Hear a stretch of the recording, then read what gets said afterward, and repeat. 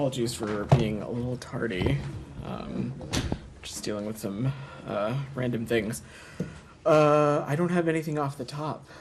So Simon, do you want to kick us off? Yeah, sure. So we saw the announcement earlier that the Israelis have agreed to these 4-hour pauses. Yeah. Yeah, I'm wondering if there's a few more details you can give. Previously the Israelis had said they wouldn't agree to humanitarian pauses without release of hostages. So is there some kind of agreement from the Hamas side that has facilitated this? The Israelis can obviously provide you with additional details, but I wanted to note that this new development has been, I think, a direct result of some of the engagements, discussions, and diplomacy that the President, Secretary Blinken, National Security Advisor Jake Sullivan have all been deeply engaged on. This has been something that has been important to us, as well as assessing avenues in which humanitarian pauses could be initiated to permit civilians to depart, specifically depart areas where there are active hostilities, increase the flow of aid, as well as enable conditions for the release of hostages, which is something that we hope will continue to take place and happen as well, and that's something we're going to continue to keep an eye out. So again, this is not a black and white situation. It's something that we're going to continue to work on with our partners in Israel about these kinds of efforts. And just to reiterate some of the details that were announced, there will be 2 humanitarian corridors allowing people to flee the areas of hostilities in the northern part of Gaza.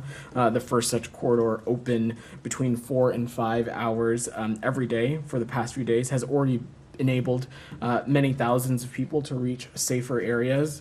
The second route along the coastal road will enable many more thousands to reach safer areas in the south. And of course, we are continuing to work closely with our Israeli partners to address and remain vigilant about efforts from Hamas to discourage and prevent civilians from fleeing this area. And simultaneously, as we talk about this movement of civilians, it's also critical that humanitarian supplies and assistance are expanded in the areas where people are moving. In the case specifically of southern Gaza, over the course of yesterday, we saw 106 trucks of humanitarian aid flow into Gaza through the Rafah crossing.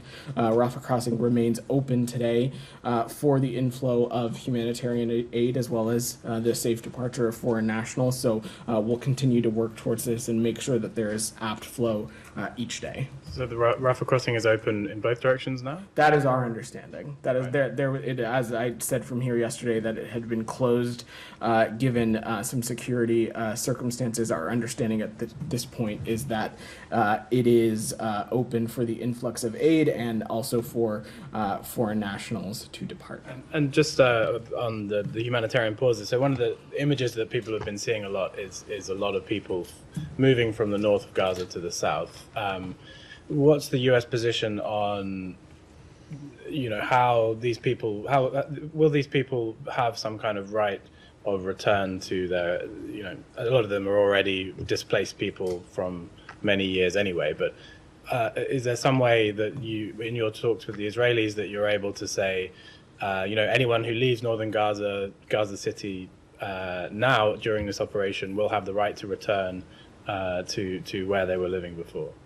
So you've heard me say this before, that of course a forced relocation of Palestinian civilians from Gaza is not something that we support. It's not a policy that we are pursuing. And additionally, Palestinian civilians who may call Gaza home, we believe should have the ability to return if they had needed to depart for whatever reason over the course of this conflict. Yeah, we're talking about people moving inside the Gaza Strip, but moving from north to south. Right. And what I'm saying is, your question, for those who may have departed, I'm saying is that it's our belief that they should be able to return should they have exited for whatever reason. Sure.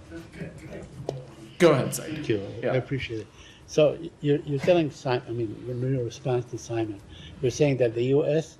does give an ironclad commitment or promise that these people will be able to return to homes from which they were forced to leave. Said, it's not a border that we control, or it's not really an area that we have jurisdiction. So the premise of your question is a little misguided. Let me What I'm rephrase it. offering, Said, is you're asking me what is our policy, and I'm sharing what our policy is, which is So I that can we don't understand it. support the forced relocation of Palestinian civilians, and our belief is that Palestinians who may have had to depart Gaza for whatever reason should be able to return as they see fit. That's so what desire. I wanted to know, that, they Yeah. actually can return and you will help facilitate their return at one point, if I- you can. I would just say it is our belief that those who may have had to depart or who chose to depart are able to return. Again, you've heard us be quite consistent about this from the Secretary and others, that the forced relocation of Palestinian civilians from Gaza is not something that we're pursuing.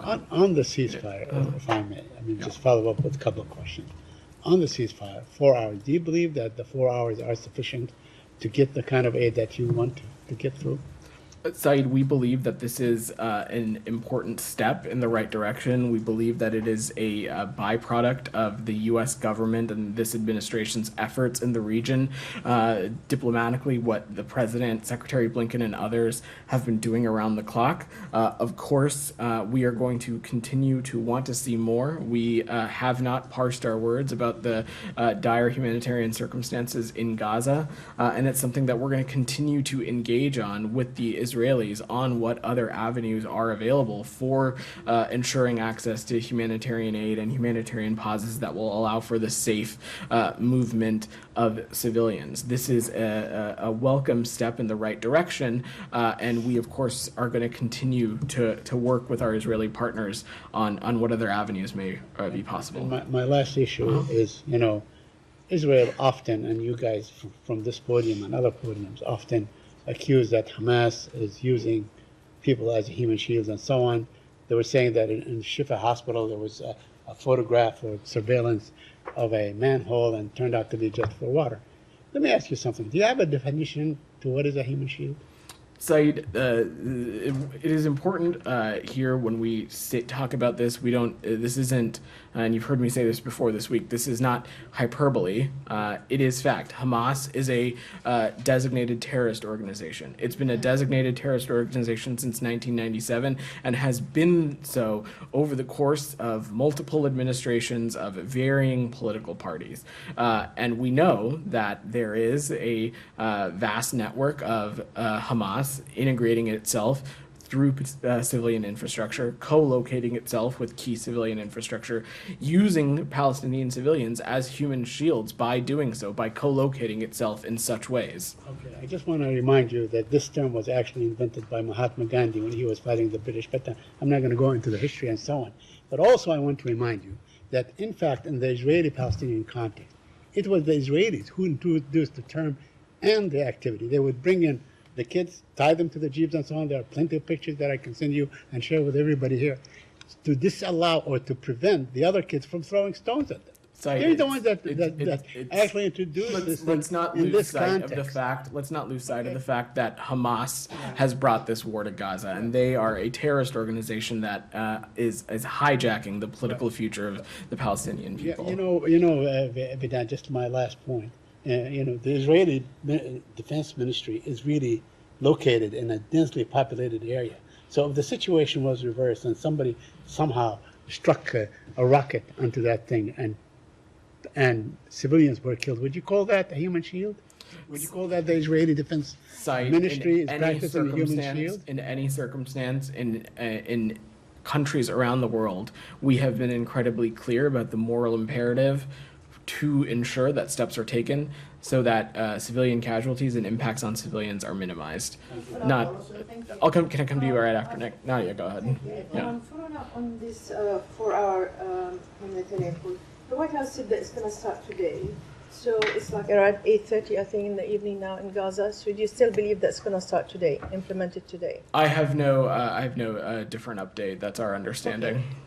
Is Gaza City included in this 4-hour pause as well? I will let our Israeli partners speak to the specific operations about this, Nadia. I'm not going to get into the operational details from up here. Also, the Israeli defense minister just now said actually that they're not going to stop fighting. So do we believe them, or do we believe you and the White House that actually there is a 4-hour humanitarian pause? This was an announcement coming from the Israeli government, so I will let them clarify anything that needs to be clarified. We don't speak on behalf of them. What I will just say is that the announcement of this is reflective of work that our administration, President Biden, Secretary Blinken, others, National Security Advisor Jake Sullivan have been doing around the clock because of the critical role that we've been playing on the importance of ensuring the flow of humanitarian aid, ensuring that humanitarian pauses are possible so that voluntary movement of civilians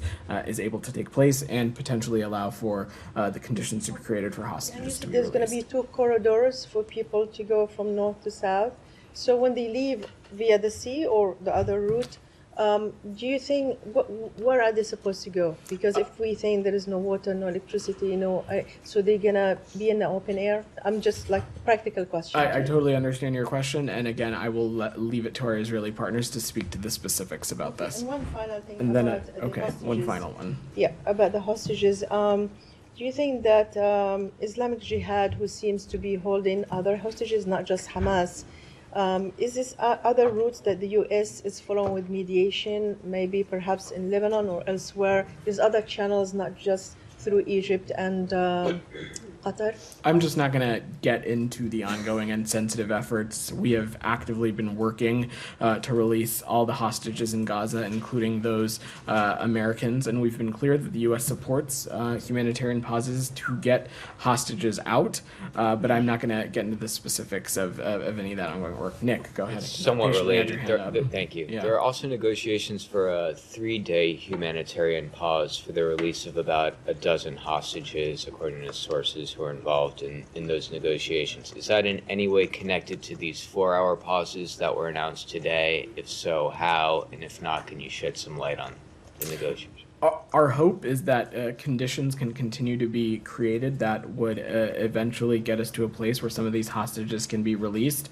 The announcement that was today is about ensuring the flow of humanitarian aid, as well as allowing the ability for civilians to move safely and depart areas where there might be hostilities taking place. But again, we'll continue to keep our eye on the ball when it comes to release of these hostages, and it's something that we'll continue to engage on with our Israeli partners. And should the news from today or other humanitarian pauses that potentially could be forthcoming allow for the release of hostages, that of course would be a step in the right direction also. Camilla, go ahead. Thank you, Vedant. Yeah. We've reported that CIA Director Bill Burns is in Doha along with the head of Israel's Mossad. Incidentally, they were there before this before our humanitarian pauses was announced. We've been told that he's there for various discussions, but also to facilitate hostage negotiations. Just wondered if you could clarify on who's leading the charge on hostage negotiations on the U.S. side, and then I have one about fuel after that. So first and foremost, I defer to the Central Intelligence Agency to speak to the director's travels. What I will say is that across the interagency, this is continues to be a priority for our government. It's what I mentioned yesterday, why Deputy Special Presidential Envoy for Hostage Affairs Steve Gillen remains in Israel, and this is something this department and other pieces of the U.S. government continue to engage on extensively. And just on fuel, Ambassador Satterfield briefed reporters a little earlier today. He says that there's now fuel available to UN implementers in Gaza, and that he's hoping that more fuel will be able to get in for other aid workers. That effort to get more fuel in, is that hope that goes alongside the 4-hour pauses that have just been announced, or is that a separate effort from the pauses that have just been announced? So the mechanical and technical way in which we would ensure the access to fuel, I'm just not going to comment on that given sort of the technical and operational specifications. What I will just say is that we know very clearly that there is a dire need for fuel in Gaza. It is key to a number of lines of efforts, whether that be desalination of water, clean water treatment, other wastewater efforts, the provision of medical care, and that is exactly why Special Envoy Satterfield has been engaged on this to do everything we can in close coordination with Egyptian authorities, Israeli authorities, donors, humanitarian aid agencies to turn that, to do whatever we can to increase that. Barbara, go ahead. Similar kind of question, actually. So the IDF has been quite clear that these are tactical local pauses for movement from a specific area to the south, which sounds like from the Israeli point of view, they're completely focused on getting or allowing Palestinians to leave northern Gaza to southern Gaza. In what way do you think, or can you say anything about how this might be expanded to aid? Like, it doesn't sound like it has anything to do with the aid side of it. So I guess similar to what Camilla was asking about, how do you see this moving towards the getting hope aid? is, Barbara, the hope is that through these pauses, through these hours and movements that are going to be taking place, that aid is able to reach those who need it, and the conditions will be created to not just allow for the additional flow of aid through the Rafah crossing, but also to those civilians who may be using that time to move, that aid is able to get to them as well. Again, I will leave it to our Israeli partners to speak specifically about the operational details of this, but we believe that this is an important step in the right direction that simultaneously will allow Israel to continue to hold Hamas accountable for these October 7th terrorist attacks. Michelle, go ahead. Yeah, Vedant, first, any U.S. official will participate in the Arab and Islamic summits that will be held in Saudi Arabia, and what do you expect from these summits? Michelle, those summits are being held as part of, at least our understanding, the Arab League and the Organization of Islamic States. The United States is not an observer or a member of either of those entities, so I don't expect any participation from the United States of America, but we'll be, of course, paying close attention, and I'm not going to get ahead of that process. And one more attacks today on U.S. military bases in Iraq after the U.S. reaction yesterday in Syria. Any comment? So, since you asked, Michelle, U.S. fighter aircraft conducted a proportionate precision self-defense airstrike in eastern Syria against one facility used by Iran's IRGC and affiliated groups. The IRGC and affiliated groups recently directed attacks on U.S. and coalition bases in Iraq and Syria. And as I have said from this podium over the course of this week, we will continue to take decisive military action to defend U.S. personnel in the region. Yeah, go ahead. Vedant. Especially after the announcement of for our humanitarian pause in northern Gaza today, which would allow people to move to the south, there are some concerns about the integrity of Gaza, and Palestinian President Mahmoud Abbas also today said that any move by Israel to divide Gaza into two sections is unacceptable. I was wondering, how can you address those concerns, and do you share similar concerns about the territorial integrity of Gaza?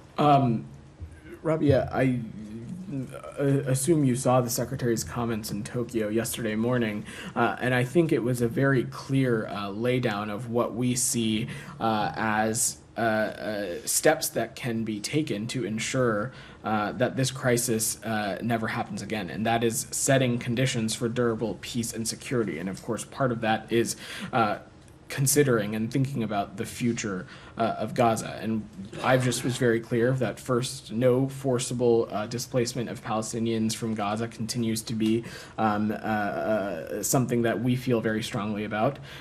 We also feel strongly that Gaza cannot be a platform for terrorism or other violent attacks.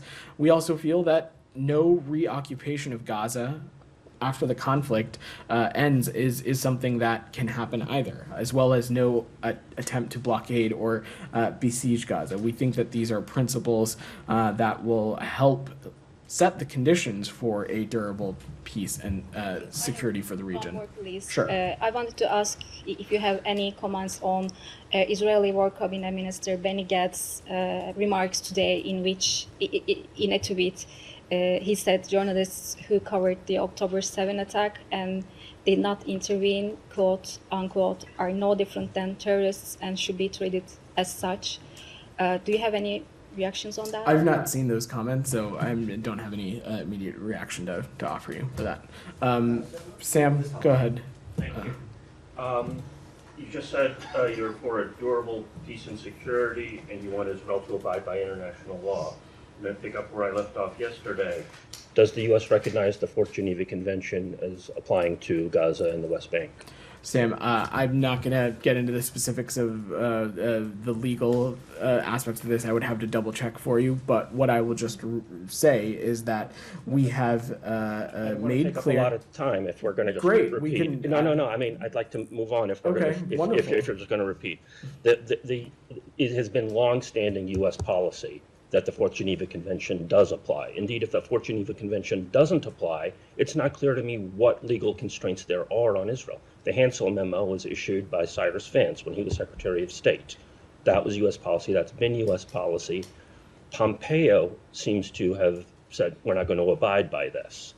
Has this State Department, has the Biden-Blinken State Department effectively abrogated decades of U.S. policy and adopted the Pompeo policy on this question? I'm not sure what you're referring to, but Okay, the Hansel memo is. I understand what the Hansel memo is, but I'm asking what your question. Does it still apply? Does this State Department still abide by the Hansel memo? We have had no change in policy as it relates to the Hansel memo, which is something that Matt has spoken to a number of months ago as well. But let me just reiterate, Sam, that this we have.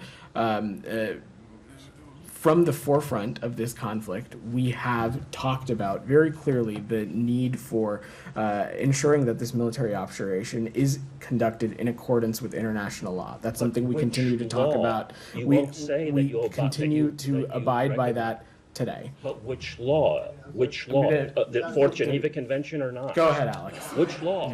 It's a free fire zone if you're not going to abide by the Go Fourth ahead, Geneva Alex. Convention. Which law? I've You're got creating one more. the legal construct Sam, for we've taken two. If you're going to interrupt your colleagues, I'm going to ask you to leave. No, I'm interrupting you. The rest of the room has questions that they would like to get to. I'm sure they do, but I've taken your question every day of this week. Thank you. Alex, please Thank you. go ahead. I just haven't gotten an answer. Please go ahead, Alex. Thanks, man. I wanted to one more push on the corridor issue. Sure. We were told by the White House this morning that the first corridor has been in use, right? I mean, what's new here? Is it just about the time period that is new, or because it has been used for multiple days now? There was this announcement of this additional corridor, as well as some of the specific updates that we're sharing, which again, our Israeli partners can talk to you in more detail about. We were told from the get-go that the Gaza death toll cannot be trusted, assuming that Hamas group is interested in exaggerating those numbers. And we were today we are hearing from Assistant Secretary Barbara Leaf on the Hill. She said that those numbers are apparently higher than what they are being announced. Is that your final assessment? And if so, how do you want us to swallow that? Alex, the important thing to remember here is let me say a couple things. First, any number over zero when it comes to civilian casualties is heartbreaking. These are they represent the losses of futures, the losses of potential, the loss of dreams. When we are talking about the Hamas-run Ministry of Health, what we are saying is that this is a group that has a track record of being untruthful when it comes to civilian casualties. We are in no way trying to imply that there has not been an impact on civilians and that there has not been a significant amount of civilian lives lost in Gaza because of this conflict. We have been clear-eyed about that, and we have not been naive about the impact that this has had on civilians. What we were speaking about before, Alex, again, is just that this is a group that is run by Hamas that has a track record of being untruthful about the numbers. But we take issue with any of these numbers being above zero. One civilian life lost is too much. One civilian life lost is going too far. And that is why we are taking steps to ensure, in close coordination with our Israeli partners, that conditions can be created to minimize civilian casualties. The humanitarian pauses announced earlier this morning are a welcome step in that direction. But is it the final assessment that actual number is higher than the 10,000? I have no reason to dispute what Assistant Secretary Leaf said. I've not seen those comments. I was not participating in that congressional hearing, but I'm happy to check back specifically. Please come back to on different topics. Sure. Thanks so much. But actually, I came to you already. Follow up to Sure. it was a quick follow up to Yeah. what he asked. So just to clarify, you said that the Hamas-run Ministry of Health has a track record of being untruthful. I just wonder if you could elaborate on that, because the UN has been using their numbers, and in fact, I believe the State Department has used their numbers for its reports before as well. So what's I the spoke track to record this. here? I spoke to this at a briefing. I think you were absent at. There is not a different entity conducting this account of this metric right now, and so it is a number the UN uses. It's a number the State Department uses in its own internal site rep and things of that nature. That does not necessarily mean that it is a number that is wholly accurate. But again, the important takeaway here, Barbara, is that any number above zero is something that we will continue to take issue with. But again, there is not, unless the BBC is aware of something that I'm not, there is not a separate entity conducting account for civilian casualties in Gaza, aside from the Ministry of Health that is run by Hamas. So that is the number that we will continue to use internally. But all in the previous wars, that Hamas were accurate actually in the numbers. Why do you think this time they're not accurate? We're just not going to get into the specific intelligence assessments, Nadia, but we have seen reporting, especially around the attack on the hospital in Gaza, where there has been misinformation and some of the casualty figures have been misreported. Again, this is not to minimize the impact that there has been on civilian casualties in Gaza. Go ahead. Thank you, Yeah. Vedant. Just please, because it's a little bit confusing. Today, the announcement of humanitarian pauses is interpreted like a breakthrough.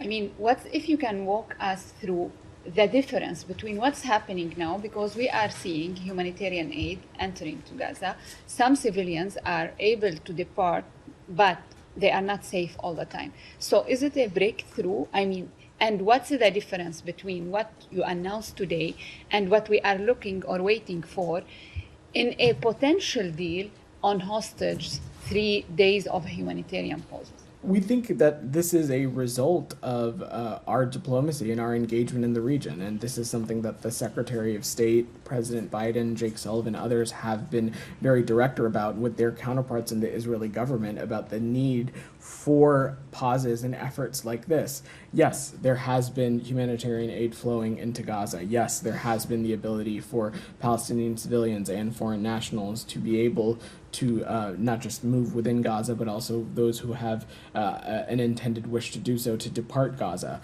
What this is about is our Israeli partners sharing with some more specificity about efforts that had already been underway, but also some additional efforts that they are pursuing to ensure that these things can happen. And I will let them speak to those details in more specificity. One more question, Yeah. if I may. You've been saying that a ceasefire is only beneficial for Hamas.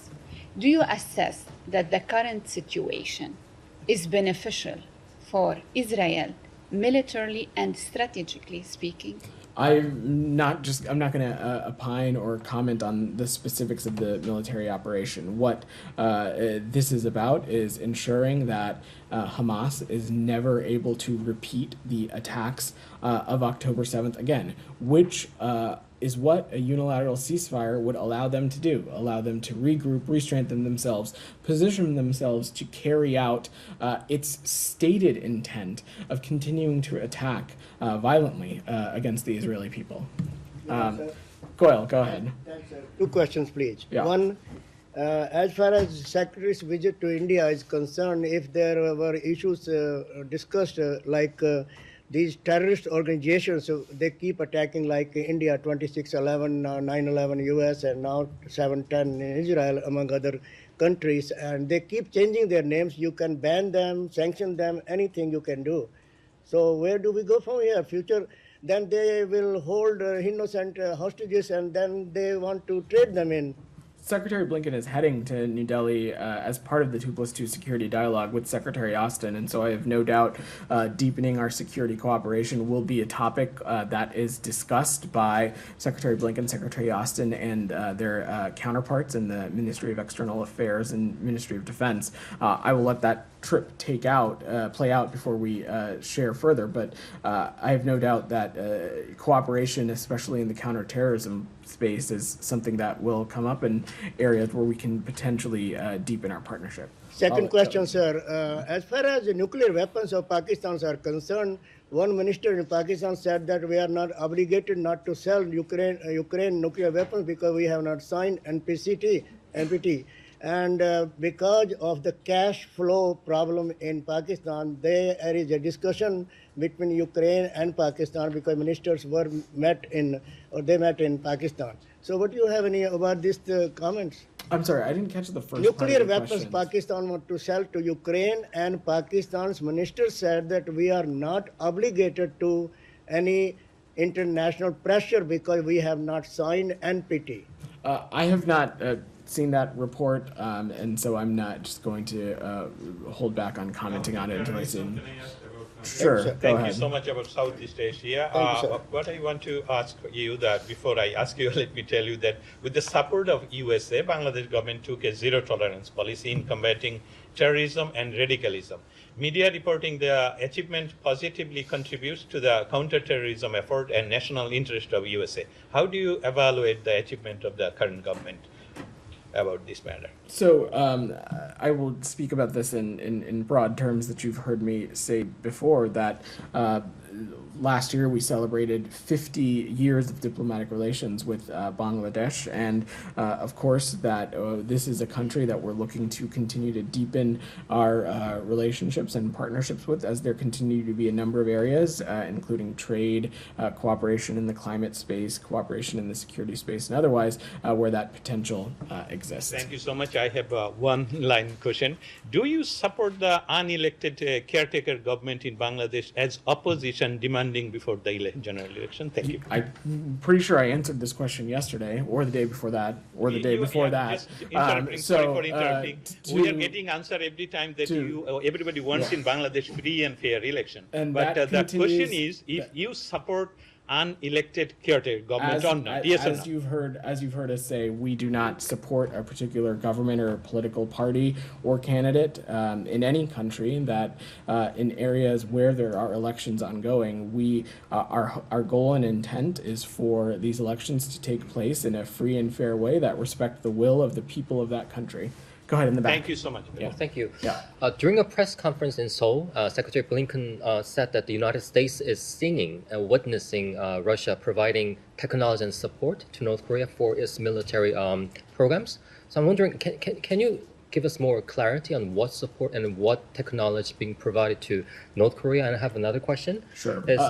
Okay. Oh no, why don't you ask your second question? The second question is, when it comes to North Korea, the policy focus has always been like deterrence and sanctions enforcement. But the U.S. obviously has stressed its intent to re-engage with North Korea. But I'm wondering if there are any behind-the-scenes efforts underway to kickstart direct engagement with North Korea at this point. So this is, of course, something that our special representative Sung Kim is deeply engaged on. And you're right, we have been clear-eyed that our intent and goal for the Korean Peninsula is a complete denuclearization, and we have been upfront with Pyongyang about our willingness to engage in diplomacy without preconditions, and that continues to be the case. Specifically as it relates to the Secretary's comments, I don't have any additional specifics to provide, but we have seen a track record of countries like Russia continue to carry the DPRK's water, especially in forums like the United Nations Security Council. And our belief is that any country that claims to have relationships with the DPRK or influence over the DPRK has a responsibility to make clear to them that their actions continue to be destabilizing, that they continue to violate a number of sanctions, that their activities continue to be in violation of a number of UN Security Council resolutions also. Go ahead. We'll come back to you, Alex. Thanks so much. Yeah. There's a growing concern in Ukraine, today also echoed by President Zelensky, that the war in Middle East between Israel and Gaza has distracted attention from Russia's brutal actions in Ukraine. Do you share those concerns? Absolutely not. We continue to be able to keep focused on the varying challenges that exist around the planet. That, of course, also includes Russia's ongoing assault on Ukraine. It was just a number of weeks ago, Alex, I think even last week or the week before, where we announced yet another tranche of security assistance for our Ukrainian partners. And this is something that will continue to be focused on. In President Biden's Oval Office address, he talked about the importance of not just, of course, ensuring that Israel has what it needs to defend its security, but also that our Ukrainian partners continue the support that they have been getting so that they can continue to defend themselves against the infringement on their territorial integrity and sovereignty. Thank you. Second topic, final one. Sure. The President yesterday proclaimed November 9 as International World Freedom Day, and he pledged that his administration will support human rights everywhere around the world. I'm just curious, how is it gonna look like on your end at the State Department? Are you guys gonna beef up your toolkit when it comes to human rights? Who said that? Sorry. The President yesterday announced November 9 as a World Freedom Day, and he said, well, Alex, one of the first things that Secretary Blinken, President Biden, Vice President Harris made clear at the beginning of this administration was the role that human rights is going to continue to play and the forefront at which we put it when it comes to our foreign policy. And that will continue to be the case. Around the world, when we have seen infringements on human rights, we have been clear about that. From this very briefing room, Secretary Blinken regularly comes down to talk about the department's annual human rights report and the conditions of human rights in varying countries and the steps the United States can take to address those. So it's something that will continue to be focused on. Camilla. Thanks, Vedant. Yeah. Circling back to Israel, Yeah. Gaza, but on this building, Yeah. today's CBS reported that senior State Department officials have held so-called listening sessions for diplomats in 6 U.S. embassies in the Middle East and North Africa to be able to address any concerns amongst diplomats about U.S. policy, but also any concerns related to the background of diplomats. Can you comment on this at all, and can you give any more information about ongoing efforts in this building to deal with any concerns or dissent among State Department staff as this conflict continues? Thanks, Camilla. So out of respect to this process and out of respect to the workforce, we'll talk about this in a little bit more broad terms than the specific engagements. But broadly, I would just say yes, it has been incredibly important for Secretary Blinken and this department's leadership to be able to engage directly with the workforce on a variety of areas. First and foremost, ensuring that this workforce knows and has access to the various resources that exist in the federal government, should they be interested in taking advantage of some of those resources. Additionally, we also recognize that this has been a trying time for our workforce around the country, and so just as we would here in DC, we've ensured that our missions around the world, particularly those that might be more heightened attention right now to what's happening in the Middle East, have access to those resources and are able to interface with department leaders about not just what's happening in the region, but the ways that this department can continue to serve them. Michelle, go ahead. What's your understanding of the photojournalists who took footage for the October 7 attacks in Gaza? I've seen those reports, Michelle, and I just don't have any comment to offer on those right now. Nadia, go ahead. So the president apparently just told reporters now that he was asking for a longer humanitarian pause in Gaza. So do you think that with $14 billion that you give them, plus the $4 billion, plus all the leverage and the weapons, the president cannot get what he wants from the Israelis? Cannot even extend it beyond 3 days? Nadia, the announcement that was made public today is something that this administration, including the president, including the secretary, it's something that they wanted to, of course, see happen. But as I said when speaking to Nick and Simon, this is not a moment in time, black and white, this happened and therefore another step can't be taken. We will continue to work directly with our Israeli partners, as we have, about what other options are available to ensure the flow of humanitarian aid, to ensure that civilians are able to be kept out of harm's way. That's something that we're going to continue to work towards. Do you feel frustrated that you don't get more than like 4 hours, 3 hours? Today's announcement was a welcome step, and we have never taken our foot off the gas, and we'll continue to work directly with partners in the region about the seriousness we place on the flow of humanitarian aid. Mikhail, Thank you very much, Vedant. You said many times the last 2 days that you are against the occupation of Gaza by the Israelis. But everybody forgot it, I think.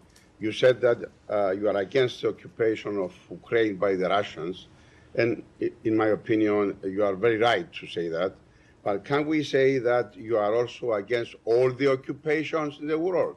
For example, of the occupation of Cyprus by your allies, the Turks?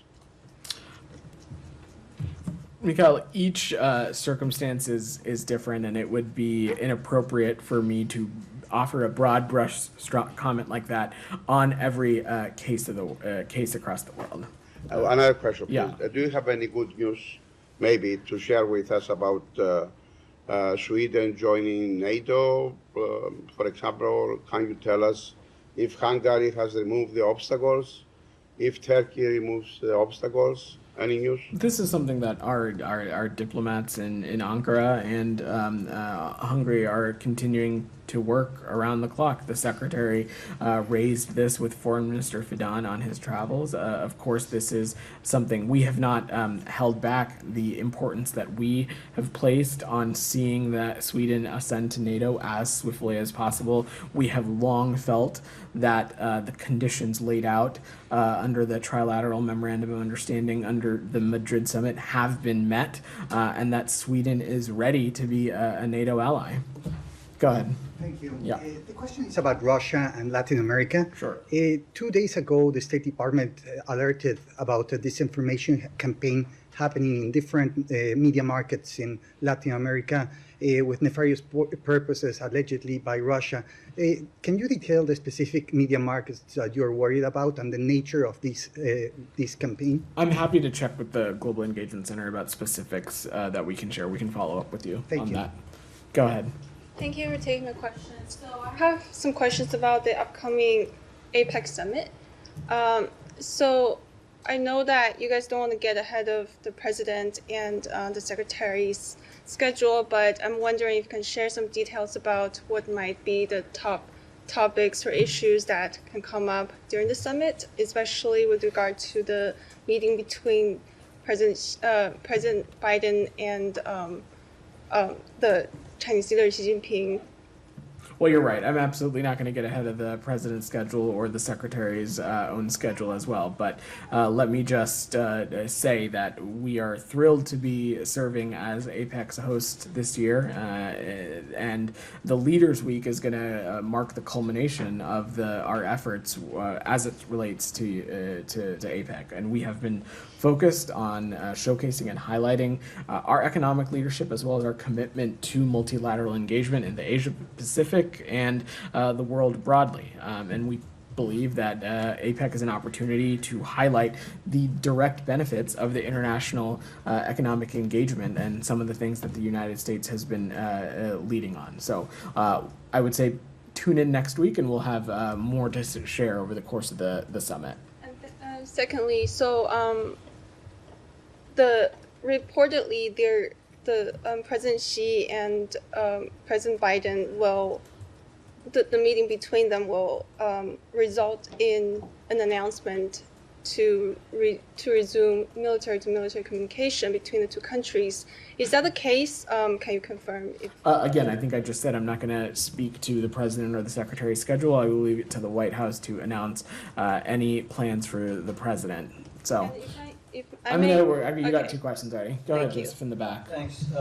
Back to Palestine, Israel. The UN High Commissioner for Human Rights yesterday said that the quote-unquote the atrocities perpetrated by Palestinian armed groups on October 7th were heinous. They were war crimes. He also said the collective punishment by Israel of Palestinian civilians is also a war crime, and that the unlawful forcible evacuation of civilians is as well. Does the U.S. agree with the UN assessment? I spoke about this earlier this week in when it relates to questions about any of these kinds of legal determinations. We have a rigorous process in place for evaluating these kinds of things and have not made that assessment in this case. But this is a situation we're going to continue to pay attention to and remain in close partnership with Israel. It's an ongoing evaluation as things develop day by day. I spoke to this earlier in the week. Again, we have a rigorous process in place, and it's not an assessment that we have made thus far. Second, just quickly, do you believe? I mean, this is the UN saying it, which is seen as a objective side by lots of folks, including this administration. Do you believe that the U.S. reputation, specifically among traditional Arab partners and allies, has taken a hit because of what the UN is saying are war crimes? And you said this earlier, that you guys uphold human rights and preach about human rights across the world. And many folks are saying, including the UN, that there are human rights violations being committed by the Israelis. Let me just say that the secretary, as part of his travels, twice in the past month, has engaged deeply with our partners in the Arab world about steps that can be taken to address the current ongoing situation in Gaza. First and foremost, steps that we can all collectively take to further hold Hamas accountable for those terrorist attacks on October 7th. Steps that we all can collectively take to ensure the flow of humanitarian aid. And you've seen partner countries take actions and steps of their own when it comes to the provision of humanitarian aid. And we, of course, welcome that. And that's something we're going to continue to work on as well. Go ahead. Thank you, sir. Secretary Blinken is in India. And India-Canada tensions are escalating, especially after the expulsion of more than 40 Canadian diplomats. Is the U.S. still trying to mediate or asking India to cooperate with the Canadian investigation of the murder of Palestinian leader Hadith Singh Nijjar? This is something that we're, of course, continuing to engage on with our partners in India, as well as our partners in Canada as well. Sir, one more question, if you allow me. So don't you think by ignoring Israeli brutalities in Gaza, United States is sending a wrong message to the powerful militaries and powerful countries around the world that they can do anything by killing thousands of innocent people, including children, on the name of self-defense? If tomorrow any other powerful country or powerful military do the same thing, what will be your position then?